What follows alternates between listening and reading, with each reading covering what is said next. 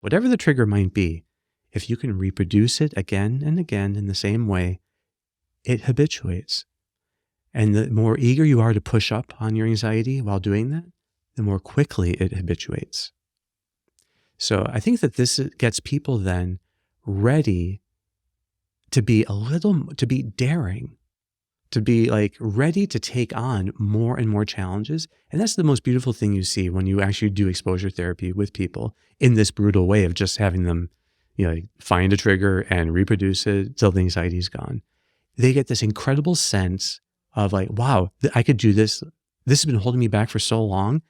I can do this with anything. And sometimes you have people then that really progress to the next level on their own. And that next level is daring, where now they're just eager to keep the alarm sounding so that they can keep practicing it. Before we get started, if you enjoy these episodes, you might want to check out more at OptimalWork.com. Our website offers unique content, tools, and exercises to help you thrive at work and beyond. We have an in-depth masterclass covering our entire theory of growth, daily recommendations for personalized advice, and a platform to help groups and organizations learn and practice optimal work together. You can get a free trial at OptimalWork.com. Now let's start the episode.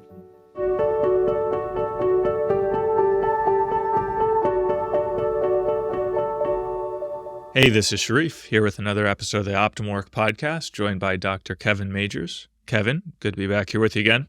Hey, Sharif, great to be back. Yeah, Kevin. Well, we're doing some exciting work on the new course on anxiety, soon to be released, of course. And I thought we could do in a three-episode series on some of the topics that we've been discussing there and working through.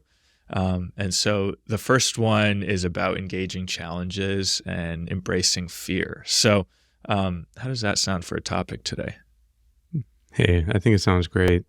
Awesome. Well, it's a topic near and dear to my heart. That's right. This course is kind of your baby here, I think. Yeah.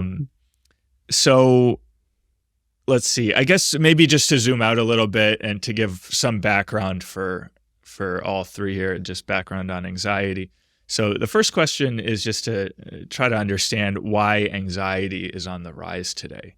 Is it just because we're measuring it more and more people are coming out with that they have anxiety, or is there like a real actual increase in the incidence of anxiety? I think that there is a real increase in the incidence because we've been actually checking the incidence of these things for a long time now. And so it's not simply some kind of reporting artifact. We actually know that people are feeling a lot more anxious.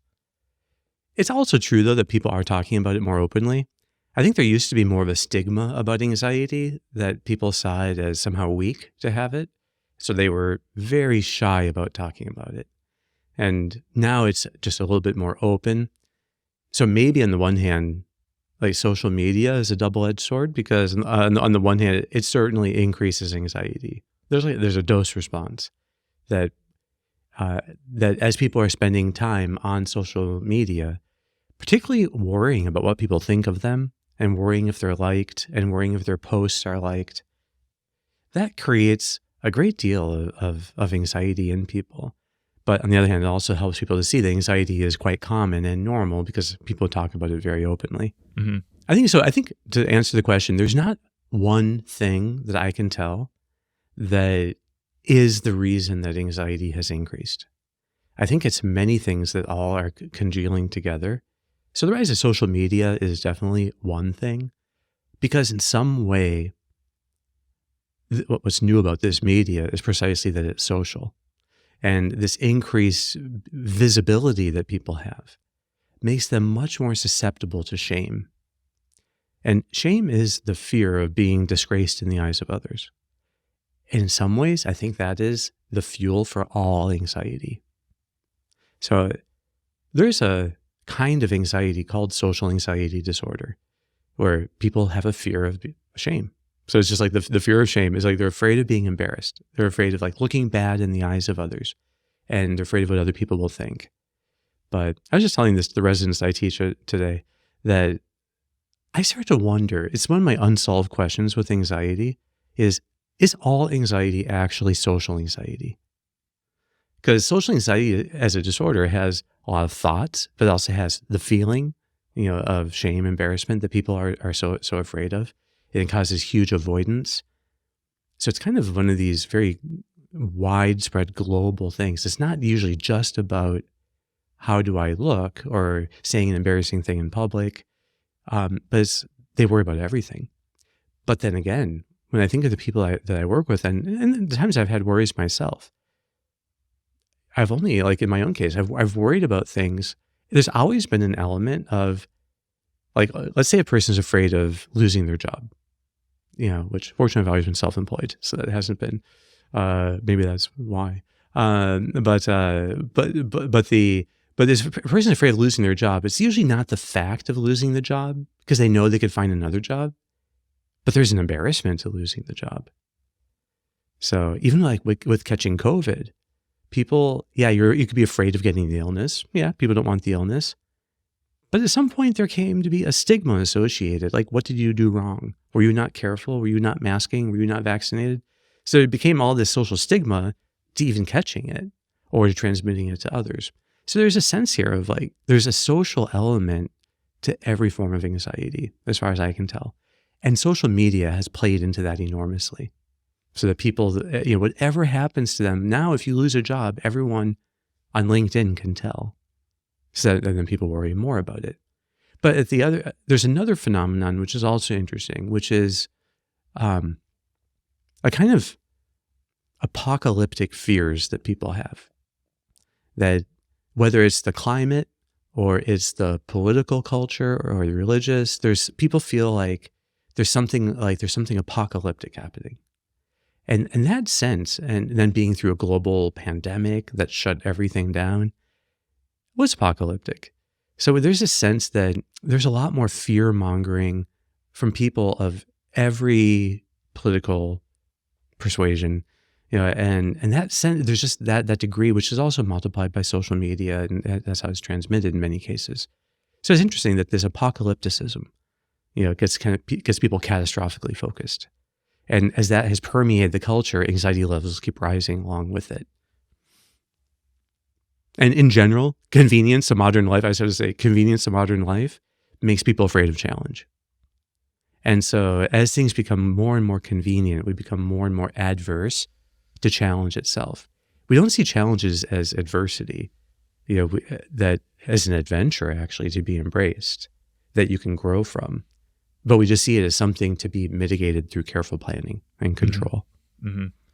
Okay, so I guess you've pointed to 4 factors here. One being the increase. So, very interesting to kind of isolate anxiety as having this inherent social dimension. And you mentioned you're kind of pondering that idea now. Is there always this fear of disgrace or this shame at the root of anxiety? And then that gets triggered by social media and the fact that our lives are much more public now than maybe they were at any time. And then the apocalyptic dimension, and then the rise of convenience. Interesting with the kind of apocalyptic element of things that there's obviously a social dimension to that, but it doesn't really seem to be about shame necessarily.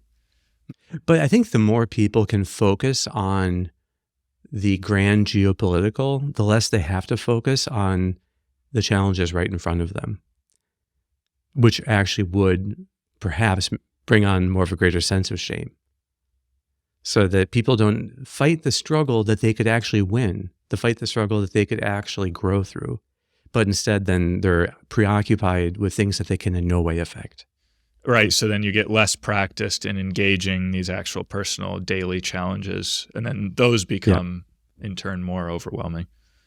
Exactly. And then so people go around feeling overwhelmed, which then in fact can give them permission to go more easy on themselves and to not really engage challenge because they're so overwhelmed. And that could be easily a vicious cycle. Before we continue, a brief message. If you're benefiting from these discussions, please take a moment to hit like and subscribe. Doing so helps us to reach more people. So you're not just learning, you're also helping others to discover a path of growth and flourishing. Thanks for your support. So then with all this confluence of factors, how do you well, it seems, how do you help people? I mean, if someone comes to you Yeah. for help and they say, okay, I have anxiety. What do you start to diagnose these different factors, and how do you go about kind of teasing this out and working with them? Yeah. So when I'm actually working with someone, I don't really think about these kind of factors at all. It really never enters my mind clinically. My main concern is, how are we going to give them a new experience? Because when people come for therapy, something has triggered them into some kind of active stance, that they feel like they have to make some kind of progress. At least that's what most people, sometimes they just come because their parents or their spouse tell them that they have to come. But for the most part, people are searching for something. And that's an interesting moment to make an impact, because where most people, when it comes to anxiety, are actually living in a state of despair. They don't see how anything can change, and they think this is just the way that they are. Like, I am just afraid of driving. I am just unable to fly on a plane. So when people have deep anxiety, it just becomes a fixed trait. And it can get so fixed that they never consciously even feel anxious. Instead, they could feel annoyance or anger when their rigidity is questioned. They don't see that, in fact, that rigidity is a whole protective structure to protect them from feeling anxiety. So in some ways, the first movement is to help people go from that state of despair to actually being able to feel fear. And that means they have to go from a state of challenge avoidance to challenge engagement. So the first thing that people need to get a taste of is what it's like to lean into a challenge. So to take the trigger, the thing that they're most afraid of, and to find a way to gently lean into it so that they can start to experience the fear directly. Because they think that the fear is a fixed trait of the trigger and therefore themselves. So I just, I cannot speak in public, or I can't sing in public, or I can't play an instrument in public, or I just cannot, I couldn't run a meeting myself, or whatever it might be. People have all these beliefs that are really just pointing to the trigger that they have, and that they've learned how to structure their life, usually pretty successfully, to avoid the trigger. Sometimes what happens is, like, I am just not good at heights. I've had people like this, and they're fine until they have a new job and it requires a meeting on the 16th floor in a conference room. There's all windows, and now they're exposed to heights, and now they're having panic. So then they would come for help. They're like, I have to do something about this. So this is how CBT got started. Taking a trigger and finding a way to reproduce it, a scientific way to reproduce it. And I say scientific because it needs to feel like they can do the exact same triggering again and again and again, so that they can experience how it peaks and then goes down the more they try to lean into it. Then the next time they do it, it peaks a little bit less, and the next time less, and the next time less, and the next time less. But so much fun to do exposures with people who have thought that their anxiety would just stay high forever in the presence of this trigger, and to see that all they need to do is treat the trigger as a challenge and engage it instead of avoiding it. Approach the trigger while the alarm is sounding. And that's an experience many of people have never had before. So the original treatment for anxiety was all challenge. And it was just focused on triggers and achieving what we called extinction, which meant that this trigger no longer held a threat label. The threat label had been habituated away through constant approach while the alarm is sounding. So that's the initial phase of how exposure therapy developed. That's really where behavioral therapy came into its own as a treatment. And interestingly, social anxiety was among the first two disorders that were really treated and shown where this approach was shown to work. So you could have people do something that they would find embarrassing, And then it could be reproduced again and again and again until finally sometimes in the very first session, they have this breakthrough where they're amazed that now they're in front of a group and they're talking and there's no anxiety at all because they've gotten through the curve. They've gone up and down as they approached it. Kevin, I think, so that's a great summary. And as I mentioned at the beginning, this is the first of a 3-episode series on anxiety. So we've covered, that's like a great description of the first piece, which is, you could think of it going from despair to fear, or the challenge engagement. No. Maybe you could just briefly sketch out the other two, just so people have kind of the whole context before the future episodes. We cover the other two. Yeah. The entire next wave of treatment, which is also many times the second phase when you're working with an individual, it brings in mindfulness. And it's, how do you go through the safety learning curve where your anxiety initially goes up, and as you keep leaning in, it goes down? How do you do that even more efficiently? So once we establish that this works, not only that, but this approach, I would dare say, cannot fail. If you can take a trigger and scientifically reproduce it, find a way to trigger it again and again, it will habituate. Even if it's not healthy to habituate it. You could get comfortable, walking on a beam, with a 1,000-foot drop underneath you. And maybe it's not good to be comfortable doing that, but you could habituate it. Any trigger can be habituated as long as you can reproduce it. Well, once we got good at establishing that, then we started to learn more about okay, well, how do we do it better? And that's where mindfulness came in. And mindfulness taught people to then not look at the trigger itself, but at the alarm that's triggered. And that gave people a new ability to welcome any trigger. And that gave them a new freedom to welcome anything, because in the end, it's all the same. It's just one alarm that you have. You don't have multiple alarms for different types of triggers. There's just one alarm. There's a final common pathway. So if you get good at approaching individual triggers, eventually you get good at approaching the alarm. So that's the second phase. The third is then what developed the last, which is, now that we're understanding how this alarm works, what we see is that in its essence, it's adrenaline. And adrenaline allows us to perform even better at anything we do, as long as we welcome the adrenaline. So this actually added the element of reframing. So reframing anxiety as adrenaline waiting to be used to achieve some stretch goal. That was the last element of behavioral therapy to historically show up. So so there are, so the initial books that treat that did covered exposure therapy were like, the classic is Edna Foa, Stop Obsessing. There's another book called Don't Panic, which is all about panic disorders. The older treatment, but it works. So the nice thing we know is that just challenging yourself to approach triggers works. The next move is mindfulness and acceptance. So the classic book on that is by Eifert and Forsyth, called the Mindfulness and Acceptance Workbook for Anxiety. So, and that's a wonderful way of how do you more mindfully engage the alarm. And then the last approach is adds reframing.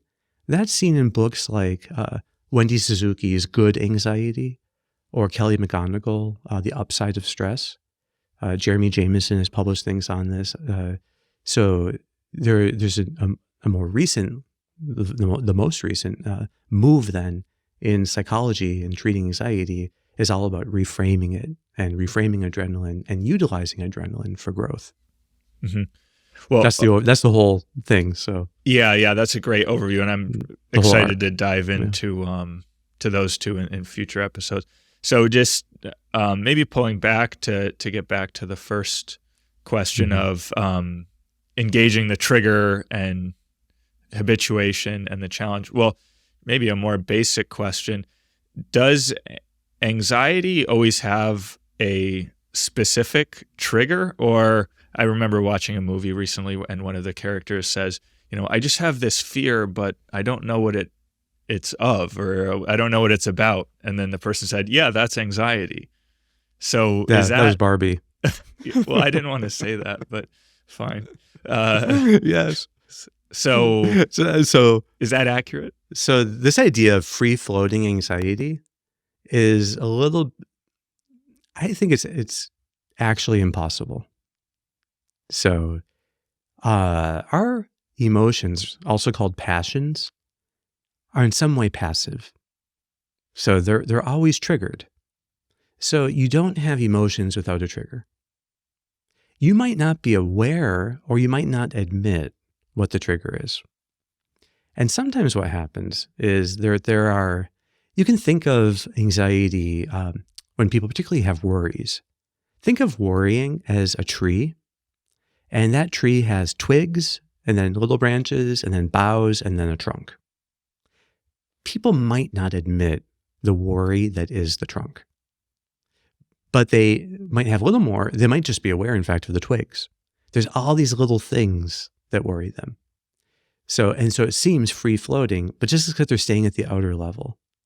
If they could admit what would be the way, and this is actually a question you could ask, when you're worrying or when you feel the free floating anxiety, what would it look like to push it up, to make it increase? And they will always be able to find a way.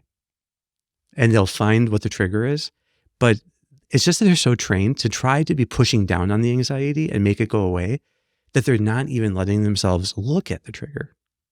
It just shows, in a sense, how avoidant they are of the triggers. So it can be, so this idea of so when people say that they're always anxious and always overwhelmed, well, in some sense, that means there's very low hanging fruit. If they could, so I was working with them, I'd ask them, what would it be like to push up on this? If you push up on it, then quickly you'll have to see that, oh yeah, there's this one thought I'm having. Okay, and you don't have to get to the trunk to do good work. You could do work with any area, so any level of trigger. It doesn't have to be the deepest, darkest thing. As long as it seems accessible, it's a great place to start working. And the way you do therapy, there's two big different types of exercise that you can do with patients. One of them is in vivo exposures. And that's where you have the person go to the mall and actually sing at the top of their lungs off key in the food court. And that's what they did back in the 70s. We found that in vivo exposures, they do not fail. They work, but it's not even necessary, because really people are afraid of their thoughts. Your amygdala can't tell the difference between the real situation and a vivid thought of that situation. In fact, being in the real situation only makes your thoughts of it in that moment more vivid, and that's what your amygdala is detecting.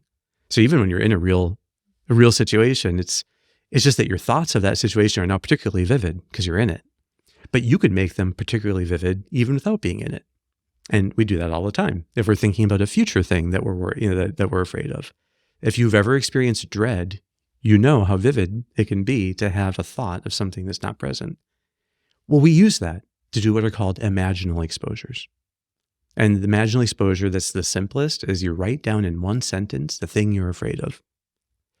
It can be surprisingly powerful. Now, I've done this with people all the time. And I remember doing this once on my own. I thought, well, there was something that I was a little bit concerned about. So I just wrote down the concern that I had, and I started reading it again and again. And immediately I felt nauseous. I wasn't expecting nausea. Yeah, I didn't. But as I kept on reading into it, very quickly I was able to welcome the sensations. And then very quickly I couldn't get anything more out of it. I tried pushing up on that particular thought, and it kind of broke.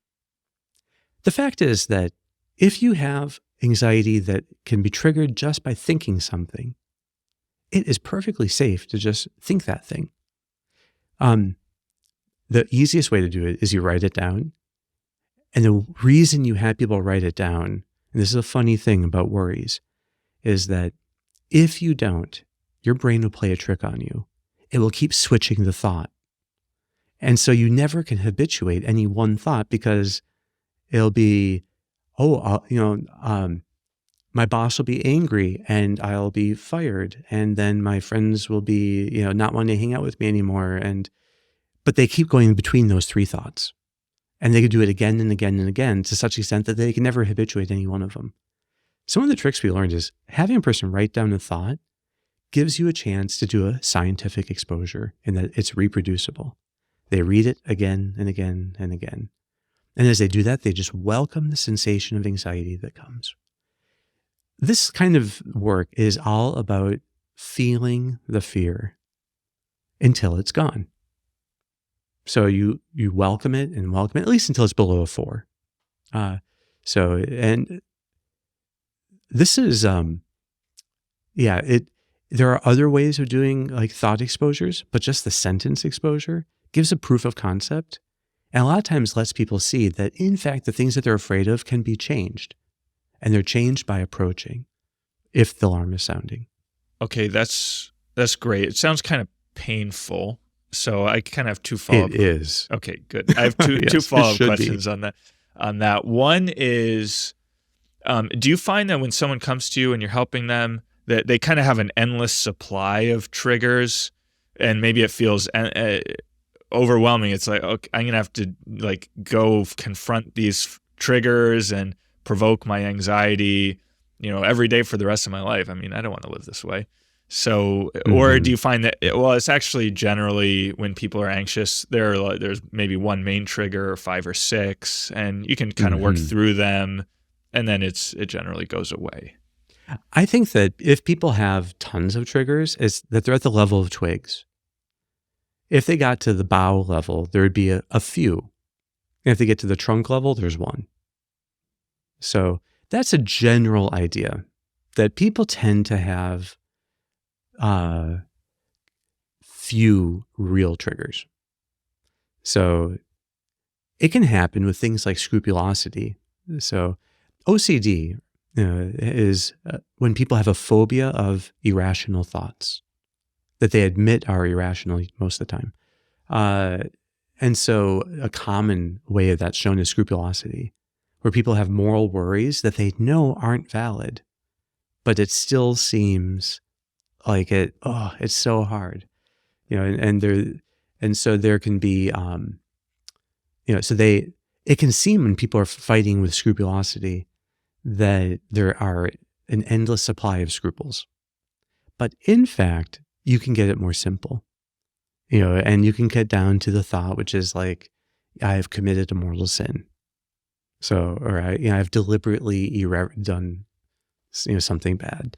So you can generally get it down to one common theme, and just doing an exposure to that more common one can still produce the high anxiety. But if it didn't in one case, then you just go to some other one. You go to like an easier, more accessible one. It's not about choosing the perfect trigger. It's about actually getting experience with safety learning to see that whatever the trigger might be, if you can reproduce it again and again in the same way, it habituates. And the more eager you are to push up on your anxiety while doing that, the more quickly it habituates. So I think that this gets people then ready to be daring, to be like ready to take on more and more challenges. And that's the most beautiful thing you see when you actually do exposure therapy with people in this brutal way of just having them, find a trigger and reproduce it till the anxiety is gone. They get this incredible sense of like, wow, I could do this. This has been holding me back for so long. I can do this with anything. And sometimes you have people then that really progress to the next level on their own. And that next level is daring, where now they're just eager to keep the alarm sounding so that they can keep practicing it. And that's the next level. Right, which we'll go into more next week. And okay, last question. So in this stage, we're talking about that maybe someone is in this state of despair, which is basically they don't believe that they'll overcome the anxiety, that it's just a permanent trait of themselves. And so they kind of create the conditions in their life where they won't have to face the trigger. So they put up boundaries in different ways. So that in a sense creates more convenience or comfort. Whereas what we're encouraging people to do is like something kind of painful. Hey, you have to engage these triggers. You have to experience the fear. So how do you talk people or encourage people to go from one to the other, that that the pain is worth it, even though you've kind of set up these boundaries to create comfort and avoid the triggers? How do you encourage them to engage those triggers? It depends on the person. But if you start to explore, how has it been working for you to be avoiding this thought or avoiding this type of trigger, to avoid this experience? And then what's been the cost of that avoidance? So one of the gentle ways of doing that work is you help people to admit the cost that's been there. And then to see, have you ever tried the opposite? To, instead of avoiding this kind of thing, deliberately bring it on. And in general, people have. They might have done it in little ways. They might not have really noticed what was happening, but it happened. So most of the time, people already have experience that there were things they were afraid of in the past that they just didn't give themselves permission to avoid. And they got over it. For most people, driving is a great example of that. I think in general, it is a scary experience to be driving for the first time on a highway. And yet we all got through it. And it got less and less and less. If we thought about it carefully, maybe we could admit, yeah, it did get less and less over time, but it was pretty quick. Because you were perfectly fine feeling that anxiety. And there was no social stigma attached to feeling that kind of anxiety. And you got used to it right away. So I think people can see that when they were willing to have the anxiety be there, they could keep approaching the trigger and it just on its own habituated. This is a strategy that cannot fail. Approaching triggers while your alarm is sounding will produce safety learning and it will free you from that particular trigger. The next step then is seeing how, in general, the willingness to let your alarm sound makes even the alarm itself more and more easy to handle. And then finally, it can actually make it enjoyable when you learn to utilize the adrenaline it's giving you. Wonderful. Well, Kevin, we're basically out of time here. So, all right. Until next time. Yeah. Thanks a lot. We'll be back next week. Thanks for tuning in to today's episode. If you enjoyed our conversation and you're looking for more in-depth guidance, check out OptimalWork.com, our unique platform that delivers content, tools, and exercises to help you thrive at work and beyond.